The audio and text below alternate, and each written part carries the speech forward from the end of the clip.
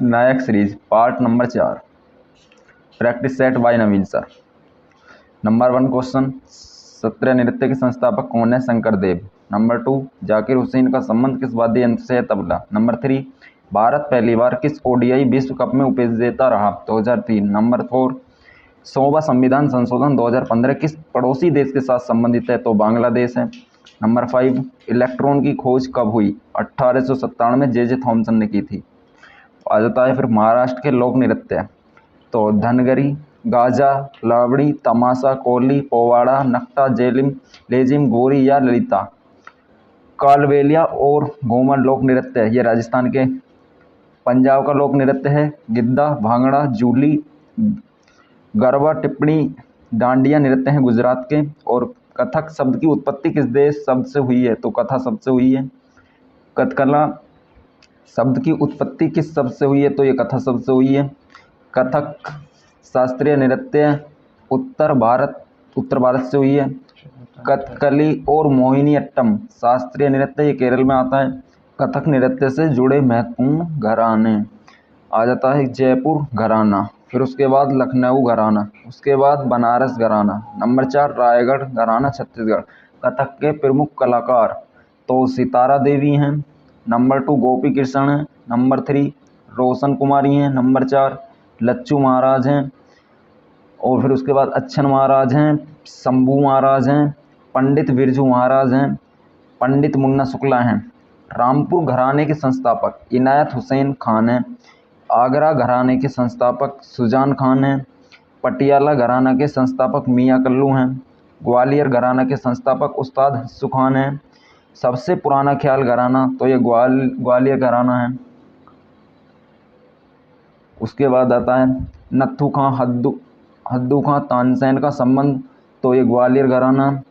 प्रसिद्ध भारतीय संगीतकार उस्ताद अलाउद्दीन खान का संबंध किस वाद्य यंत्र से है? तो इनका सरोद। अली अकबर और दौलत खान का संबंध सरोद। अमजद अली खान का संबंध तो सरोद। अमजद अली खान के पुत्र नंबर 1 अमान अली खान है। नंबर 2 अयान अली खान है। इमरत खान का संबंध तो सुरवार से। अलाउद्दीन खान की बेटी अन्नपूर्णा देवी का संबंध सुरवार से। सतीश व्यास, आव्य सोपोरी, रुस्तम सोपोरी, भजन सोपोरी का संबंध संतूर से है। रुस्तम सोपोरी का संबंध सूफियाना घराना। पावल वाल कूट भारत के किस राज्य का भुगतान को आभार व्यक्त करने वाला उत्सव है? मिजोरम। चापाचार कूट, मीम कूट, कुआदो कूट, थालफांग कूट उत्सव ये मिजोरम में है। और ओणम का त्यौहार ये केरल में मनाया जाता है। उत्तरायण त्यौहार ये गुजरात में मनाया जाता है। और ये लावी फेस्टिवल हिमाचल प्रदेश में मनाया जाता है। अब आ जाते हैं खेल। दूसरे ओलंपिक खेलों की मेजबानी किसने की? तो ये फ्रांस में हुई थी 1900 में। तीसरा ओलंपिक गेम्स कहाँ हुआ था? ये सेंट लुइस अमेरिका में हुआ था। पहला आधुनिक ओलंपिक खेल 6 अप्रैल से 15 अप्रैल 1896 में एथेंस ग्रीस। फिर उसके बाद अंतर्राष्ट्रीय खेल दिवस ये 6 अप्रैल को मनाया जाता है। राष्ट्रीय खेल दिवस 29 अगस्त मेजर ध्यानचंद का जन्म होता है इस दिन। मेजर ध्यानचंद का जन्म इलाहाबाद में हुआ था। मेजर ध्यानचंद खेल रत्न पुरस्कार 2023 सात्विक साईराज और चिराग शेट्टी। प्राचीन ओलंपिक खेल 776 बीसी।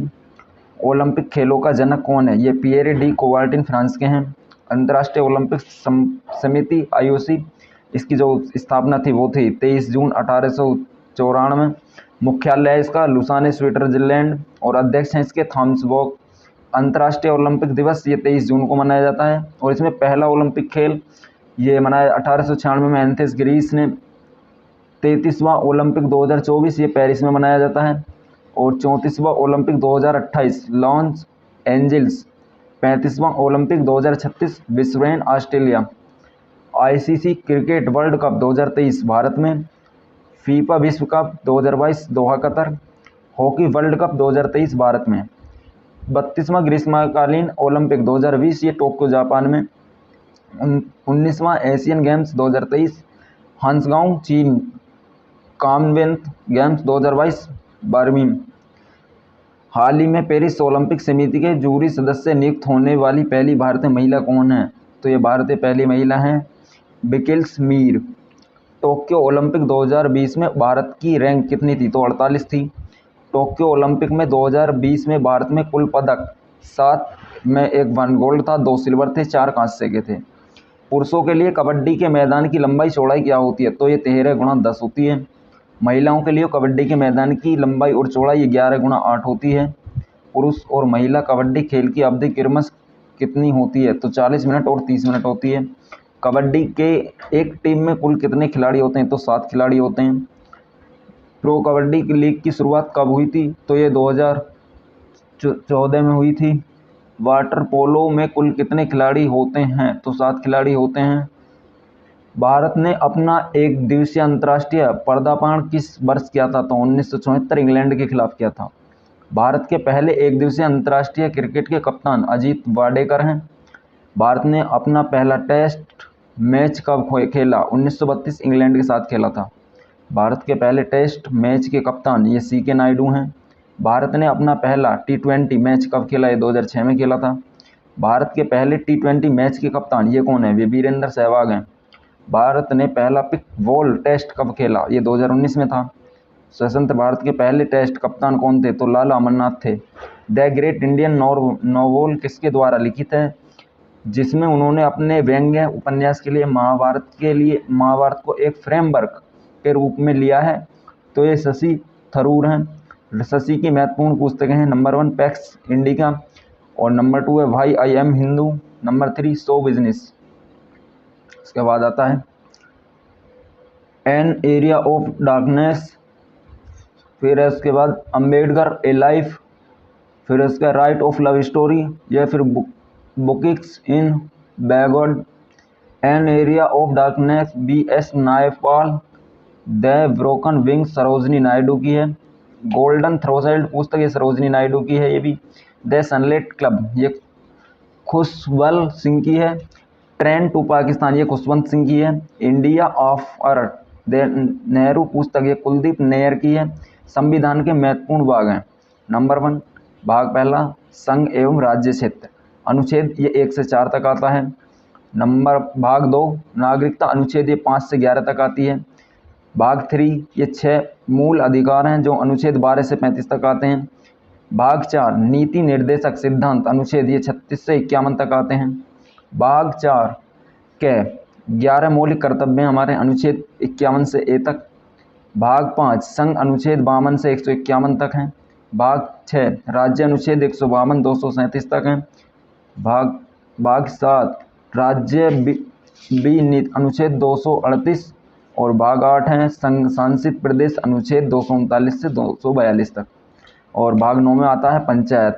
भाग 14 में आता है अनुच्छेद 308 से 323 लोक सेवा आयोग। भाग 15 में आता है निर्वाचन आयोग। भाग 17 में आता है राजभाषा। भाग 18 में आता है आपातकाल। भाग 20 में आता है संविधान का संशोधन।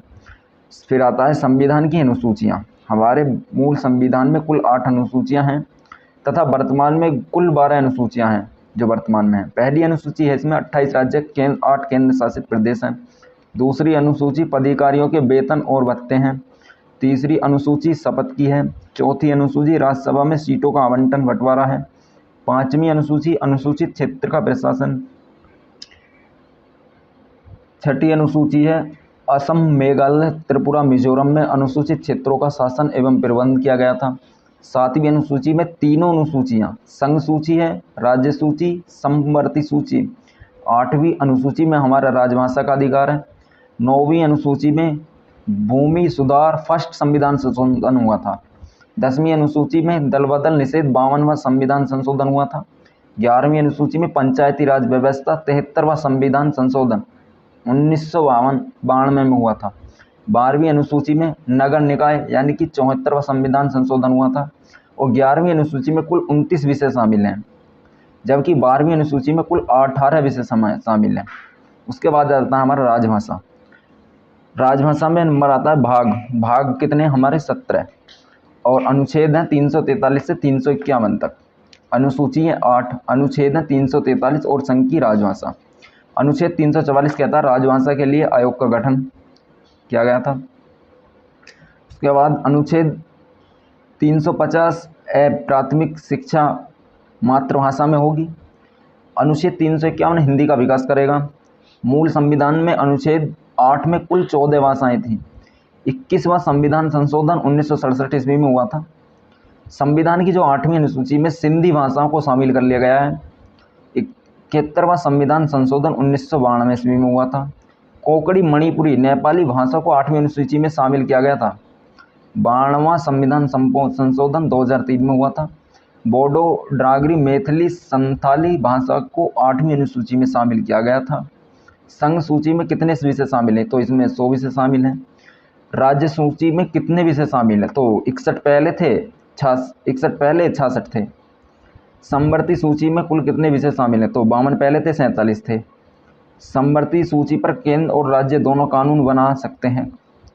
5 विषयों को राज्य सूची से समवर्ती सूची में स्थानांतरित किया गया है। 42वां संविधान संशोधन 1976। इसमें आता है पहला शिक्षा है। नंबर 2 इसमें जंगलों वन है, जंगलों का। नंबर 3 जंगली जानवरों और पक्षियों का संरक्षण है, जो वन्य जीव है। नंबर 4 बाट एवं माप तोल है। 5वां न्याय का प्रशासन। हड़प्पा संस्कृति के कौन से स्थल कच्छ प्रदेश में स्थित हैं? तो ये देसलपुर और धोलावीरा। आ जाता है ऋग्वेद में 7वें मंडल में उल्लेखित दशराज युद्ध किस नदी के तट पर लड़ा गया था? तो ये रावी पुरुषणी नदी है। ऋग्वेद में कुल कितने मंडल हैं? तो इसमें ऋग्वेद में 10 मंडल होते हैं।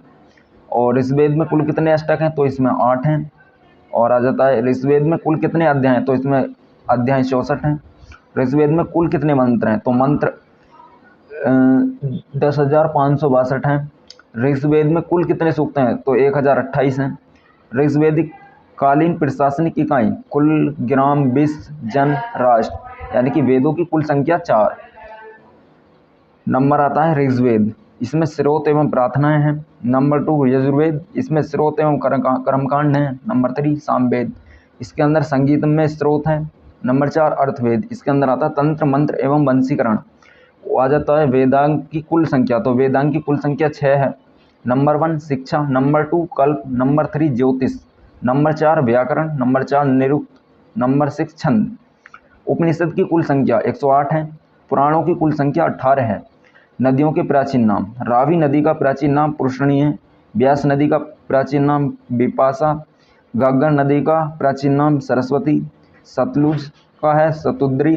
झेलम नदी का है विस्तिस्ता। चिनाब नदी का अश्कनी।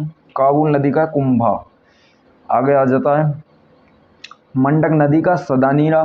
गोमती नदी का गोमल। डोडा बेटा चोटी किस पहाड़ी श्रृंखला पर स्थित है? तो ये नीलगिरी पहाड़ी पर स्थित है। डोडा बेटा चोटी की ऊंचाई 2637 मीटर है। कार्डमम की पहाड़ियाँ ये केरल तमिलनाडु में आती हैं। अन्नामलाई की पहाड़ियाँ ये पश्चिमी घाट है। अन्नामलाई पहाड़ी की सबसे ऊंची चोटी ये अनाईमुडी चोटी की ऊंचाई 2695 मीटर है। पश्चिमी घाट की दूसरी सबसे ऊंची चोटी मीसल पुलिमला 2640 मीटर, डुक्की केरल। प्रायद्वीपीय भारत की सबसे ऊंची चोटी तो अनाईमुडी, पूर्वी घाट की सबसे ऊंची चोटी जिंदागा 1690 मीटर आंध्र प्रदेश में। महेंद्रगिरी पहाड़ी 1501 मीटर ये ओडिशा में है। तमिलनाडु की सबसे ऊंची चोटी दोदा बेटा, राजस्थान की सबसे ऊंची चोटी गुरु शिखर, नागालैंड की सबसे ऊंची चोटी माउंट साबरमती, मध्य प्रदेश की सबसे ऊंची चोटी ये धूपगढ़ में है। फिर आ जाता है बटेश्वर पहाड़ियाँ, ये भागलपुर बिहार में पड़ती हैं। वेल्लारी पहाड़ियाँ ये कर्नाटक में हैं। चिन्ह हिल्स ये मणिपुर में है। घोंसी हिल्स ये महेंद्रगढ़ हरियाणा में पड़ती हैं। गड़जात हिल्स ये गुजरात के अंतर्गत आती हैं। माइब हिल्स ये गुजरात में पड़ती हैं। सेवराय पहाड़ियाँ ये तमिलनाडु। कार्डमम हिल्स इलायची की पहाड़ियाँ ये केरल पश्चिमी घाट। येलामाला हिल्स ये केरल पश्चिमी घाट ये भी। गारो खांसी और जैतिया पहाड़ियाँ ये मेघालय के। मिसमी डफला पहाड़ियाँ ये अरुणाचल प्रदेश। डालमा हिल्स झारखंड। कोलीमलाई हिल्स ये तमिलनाडु। पटकाई की पहाड़ियाँ भारत को किससे अलग करती हैं? तो म्यांमार से। बोम पहाड़ियाँ अरुणाचल प्रदेश। भारत में सर्वाधिक वर्षा वाला स्थान मानसीराम मेघालय। भारत में सर्वाधिक वर्षा किस पहाड़ी में होती है? तो ये खासी पहाड़ी मेघालय में पड़ती है। भारत में वर्तमान राष्ट्रीय आय की गणना का आधार वर्ष क्या है? 2011, 12 और 2015 से। राष्ट्रीय आय की गणना का आधार वर्ष 2011-12 से पहले क्या था? तो 2004-5 था। सबसे पहले राष्ट्रीय आय की गणना किसने की? तो 1867 ईस्वी में 1868 ईस्वी दादा भाई नौरोजी ने की थी। वयोवृद्ध पुरुष किसे कहते हैं? Dadabhai Naoroji. Poverty and unBritish rule in India पुस्तक ये दादा भाई नौरोजी की है। धन के प्रवाह का सिद्धांत किसने दिया था? तो दादा भाई नौरोजी ने दिया था। राष्ट्रीय आय की पहली आधिकारिक गणना किसने की? पीसी महालनोबिस 1949 में की थी। राष्ट्रीय आय की पहली वैज्ञानिक गणना BKR राव 1931-1932 में। भारत की राष्ट्रीय आय में किस क्षेत्र का योगदान सर्वाधिक है? सेवा क्षेत्र में। भारतीय अर्थव्यवस्था को मुख्य 3 क्षेत्रों में बांटा गया है। नंबर 1 प्राथमिक क्षेत्र, यह आता है कृषि, वन, पशुपालन, मत्स्य पालन के लिए। नंबर 2 द्वितीय क्षेत्र, उद्योग उत्पादन के लिए। नंबर 3 तृतीय क्षेत्र, ये सेवा क्षेत्रों के लिए आ जाता है। सकल राष्ट्रीय आय को कुल जनसंख्या से भाग देने पर क्या प्राप्त होता है? तो प्रति व्यक्ति आय। किस उपकरण को 1500 सेंटीग्रेड से अधिक ताप मापन हेतु प्रयोग में लाया जा सकता है? तो पायरोमीटर आ जाता है।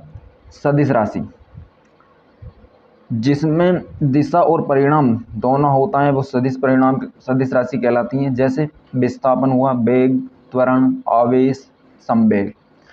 एक व्यक्ति जिसका पृथ्वी पर भार 62 किलोग्राम है, उसका भार चंद्रमा पर लगभग 10 किलोग्राम होता है। अंतरिक्ष में उसका भार क्या होगा? तो 0 होगा। वेग W बराबर mg। जी का मान अंतरिक्ष में 0 होता है। चंद्रमा पर जी का मान 1/6 होता है। शुष्क बर्फ क्या है? तो ठोस कार्बन डाइऑक्साइड है। कार्बन के अपरूप हीरा है, ग्रेफाइट है, फुलरीन है। फास्फोरस के अपरूप ये red phosphorus, yellow phosphorus. Ozone किसका अपरूप है? तो ये ऑक्सीजन का अपरूप है। हाँ देखो, नाइट्रोजन के अपरूप नहीं होते। प्रमुख विटामिन स्रोत और उनकी कमी से होने वाले रोग। विटामिन ए की कमी से होने वाले रोग हैं।